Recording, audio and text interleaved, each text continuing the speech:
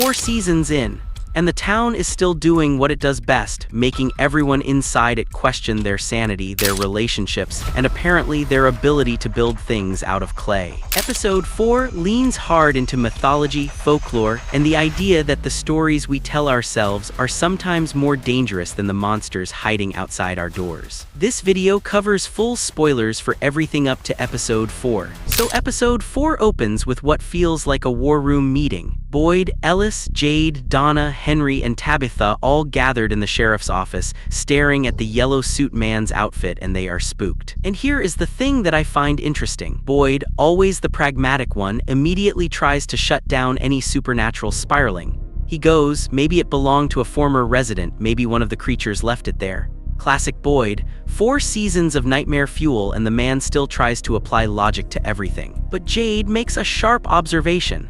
If this suit had been sitting in the woods for years, someone would have noticed it before now. The fact that they are only finding it now means it is a recent development. And Jade is absolutely right, because what the characters do not know yet, but we the audience do, is that the yellow suit man physically transformed into Sophia and buried his old clothes. We watched him do it in Episode 1.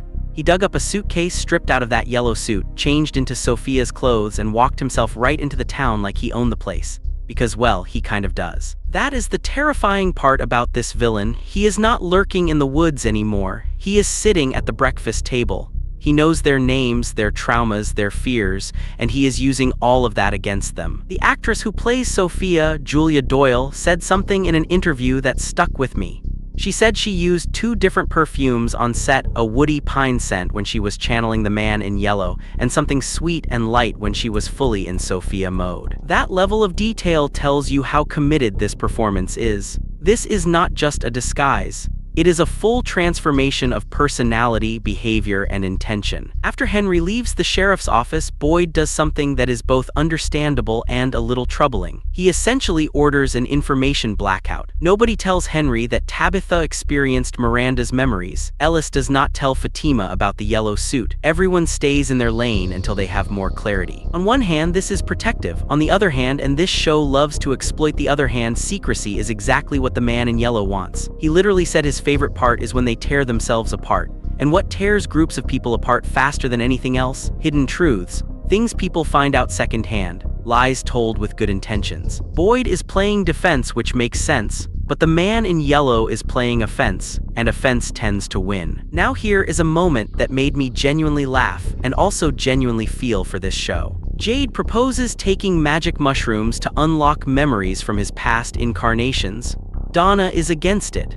Boyd is against it. But then Boyd says something that felt like the writers briefly stepping in front of the camera and addressing the audience directly. He basically says, look, we are 4 seasons into this and we still do not know the basic rules of what we are dealing with. We do not know how the town works. We do not know what the creatures actually want. We do not know why any of this is happening. And he is right. That is exactly the frustration that a chunk of the audience has been feeling. This show is brilliant at atmosphere, at dread, at character work. But the mythology payoff has been slow, very slow, and Boyd voicing that frustration out loud felt like either the writers acknowledging it or Harold Perrineau just going slightly off script and nobody caught it in the edit. Either way, it landed. So Jade eats 3 mushrooms at once, not 1 to test the waters, 3 because, as Boyd says, they do not have the luxury of taking this slow anymore. The boy in white has already warned them that time is running out. Here is the comedic part. Jade trips, Boyd sits with him, and then Kenny walks in. And Jade genuinely cannot tell if Kenny is real or if the shrooms are showing him things. He asks Boyd if Kenny is actually there. Boyd confirms he is, and Jade is visibly disappointed. Because if Kenny is real, it means the mushrooms are doing absolutely nothing. And that is hilarious, but also kind of heartbreaking. The mushrooms end up being a dead end, which, in a show about being trapped with no exit, feels thematically appropriate. Okay, let us talk about the Lake of Tears storyline, because this is where Episode 4 really starts building toward something significant. Ethan has been convinced by Ghost Jim that the Lake of Tears is the key to everyone's salvation. He has been hiding a broken radio in his room trying to communicate with his dead father. And when Tabitha walks in on him, she handles it with about as much grace as you would expect from a grieving parent trying to process her husband's death, while also living in a town where the nighttime is basically a death sentence. Tabitha's arc in this episode is one of frustration wrapped in grief. She keeps dismissing Ethan's mission. She tells Donna she is afraid of what will happen to Ethan when he realizes the Lake of Tears is not real. But here is the thing, Tabitha has experienced Miranda's memories. She has watched Victor's drawings. She has touched a bottle tree. She has done story walking. At what point does your bar for what is possible stop working? The good news is, by the end of the episode, Tabitha chooses to believe her son. She tells Ethan to pack his bags because they are going to find the lake together. And that is the version of Tabitha I want to see more of. Not the one who dismisses things because they sound impossible, but the one who adapts. Ethan finds an injured bird and insists the lake's water will heal it. Tabitha pours water over the bird, and that is when things get strange. One of Donna's crew members finds a massive rope buried in the ground near the lake. He pulls it, something stirs under the surface, something rises, and then the episode cuts to black. This is the kind ending the show does really well. It does not tell you what that thing is. It just shows you that something is there, that it is connected to that rope, and that pulling it was probably not a great idea. Here is what I think this might be. There are bodies in that lake. People from previous cycles who were told, just like Ethan was told, that the Lake of Tears was the answer. They went in hoping for a way out and never came back up. The rope might have been an attempt to anchor themselves to the surface before diving in, a safety line that became their burial marker. If the water does not save the bird, and I suspect it will not, then the lake is not a source of life. It takes life. It is a trap dressed up as a miracle, and that would be a very from thing to do. Meanwhile, Julie is reading the books Randolph found in the old house. In it, there's a character named Fred, an elevator repairman who spends his weekends story walking. And within that story, Fred uses bookmarks to return to specific chapters he has already visited. Julie's theory is genuinely fascinating. She thinks the town is leaking into the outside world, that the stories, the paintings Miranda made, the visions Ethan draws, the children's books, all of it is the town bleeding into reality through the imaginations of people who are somehow sensitive to it. And those stories contain the rules, the mechanics, the cheat codes, if you will. So Julie proposes testing it. She will go into a story walk, drop a piece of paper with an X on it, and if the bookmark crosses timelines, she will know the method works. She goes in, she ends up in the final moments of a past cycle where Miranda and Alois died. She is about to drop the bookmark when she spots the yellow suit man devouring someone. He sees her. He charges at her. She drops the bookmark and Randall yanks her out. When she checks the paper, there is no mark on it. The bookmark did not carry over. Method failed. But here is the piece I find interesting. The yellow suit man in that memory did not recognize Julie. He went after her the same way he would go after any trespassing survivor. But in the very first episode of this season, a future version of the yellow suit man knew exactly who Julie was. He told her they had to stop meeting like this. That implies familiarity built over time, over multiple encounters across different chapters. So what we witnessed in episode 4 might actually be their very first meeting from the yellow suit man's point of view. And Julie is going to keep story walking, keep running into him until eventually he knows her face as well as she knows his. That is a chilling thought. Let us talk about the most psychologically layered subplot of this episode. Sophia is now living with Sarah. She is reading through the dead pastor's letters, probably building a stronger cover story, making sure her fictional backstory holds up under questioning. Very methodical, very calculated. Sarah asks Sophia a question that should be simple. Why do you want to stay with me knowing what I have done? And Sophia, rather than answering directly, pivots to flattering Sarah about her kindness. Sarah gets emotional. She leaves to make breakfast. The second she is out of the room, Sophia starts muttering something. And Sarah immediately begins hearing the voices again. The same ones that tormented her in season 1, the ones that told her to hurt Ethan. This is a significant reveal. It suggests that those voices Sarah heard back in the beginning were not some random supernatural side effect of being in the town. They were being directed.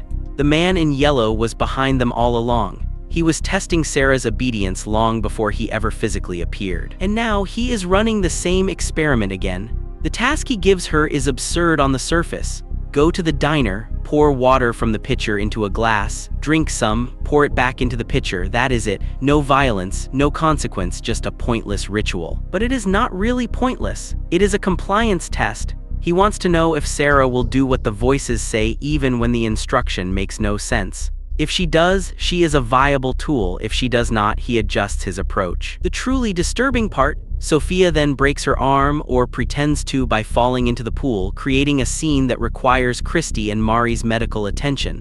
While they are distracted, Sarah has the perfect window to perform her task unnoticed. It is not coincidence. Sophia engineered that distraction. The arm injury is almost certainly fake, by the way. The yellow suit man killed the pastor with his bare hands. He is not worried about a little fall into a swimming pool. This is the part of the episode where the show pulls out a mythology deep cut, and it is worth spending some time on. Fatima has been having Elgin dump massive amounts of dirt into her room. Kenny is understandably alarmed. Boyd goes to investigate, and Fatima tells him she is building a golem. Now, if you're not familiar with golem mythology, here is the quick version. In Jewish folklore, a golem is a creature made from clay or earth, given life through sacred knowledge or holy inscription. The most famous version involves Rabbi Judah Loew in 16th century Prague, who built a golem to protect the Jewish community from persecution by the Roman Emperor Rudolph II. The word golem actually appears in the Bible in Psalms, where it means something unformed, incomplete, shapeless. In the Talmud, Adam himself was described as a golem in the moments before God gave him a soul, something with a body but not yet fully human. Here is the thing about golems that the show is clearly playing with. In the early legends, golems were created for protection. But in nearly every version of the story, the golem eventually becomes uncontrollable. It either takes its master's commands too literally, or it turns violent, or it simply outgrows its original purpose and becomes a threat in itself. The creator loses control of the creation. Sound familiar? Because Fatima says she is building this thing to sever her connection to the Smiley creature to give herself a sense of strength and courage. She feels what Smiley feels and vice versa. The golem is meant to break that link. But think about what that means thematically. The Smiley creature was born from Fatima. It feeds on her fear. Now she is creating something else, something made of earth, something incomplete by definition, to protect herself. Who is to say the golem does not become the next Smiley? Who is to say it does not turn on her? The show is setting up a very intentional parallel here between the act of creation and the loss of control that follows.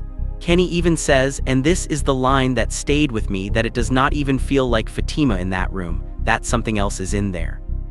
Is Kenny picking up on something real? Is the Fatima we know still fully herself? The show has not answered that, but it has planted the question, and planted questions tend to bloom into something ugly. Henry finally gets Victor to open up by doing something elegant in its simplicity. He just does the tree measuring thing with Victor. No interrogation, no pressure, just accompanies him in his ritual of checking whether the woods have moved. Victor, once he trusts Henry enough, takes him to his old container home and digs up drawings of the yellow suit man.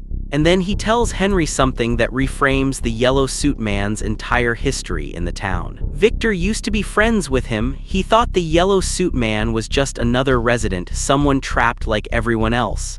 Victor befriended him. And then, during the final moments of his cycle, Victor found the yellow suit man eating Miranda. That is why the sight of the suit made Victor collapse. He was not just scared of a monster, he was confronting a memory of betrayal. This is also significant because it confirms that the yellow suit man has been cycling through this town for a very long time, longer than the current residents. He has seen multiple iterations. He knows the patterns. He knows when survivors get close to the truth because he has watched it happen before and personally made sure they never got there. Henry, in this moment, is finally catching up to what Jade and Tabitha have suspected for a while. The yellow suit man is not just a monster, he is the architect. There is a small moment near the end of the episode that I think is easy to miss but might be significant. Boyd finds Abby's wedding ring rolling down the stairs at Colony House. He takes it back to the station. He already has Abby's ring in a box, so now he has two of them. He lines them up to compare and the one from the stairs disappears. Two explanations are on the table.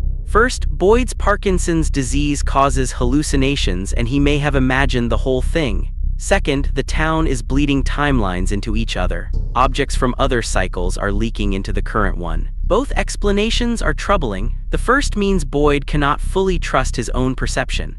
The second means the loop is destabilizing, that the cycles are no longer cleanly separated. And if the boy in white said they are running out of time, maybe this is what that looks like. Things bleeding through the walls between chapters. The infinity symbol on the ring is not subtle. This is a show that communicates through symbols as much as through dialogue.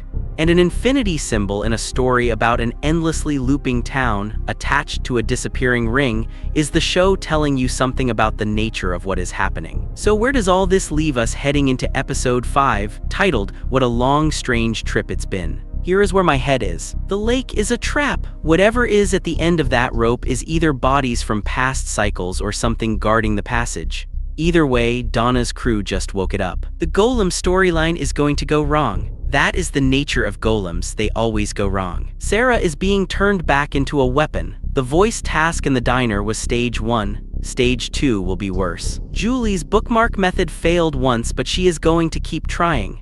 And each time she goes back into a story walk, the yellow suit man is going to start recognizing her more. That relationship is building in reverse. And somewhere in all of this, the show needs to start cashing out its mythology. Boyd basically said it himself. 4 seasons in, give us some rules. The good news is that season 5 has already been confirmed as the final season. So the writers know the ending. They know where this is going. That either means the payoff is going to be worth the wait, or we are going to get 4 more episodes this season of setup before we get anything close to resolution. My money is on somewhere in the middle. This show has always been better at raising questions than answering them. But with a confirmed ending in sight, I am cautiously optimistic that we are finally moving toward something.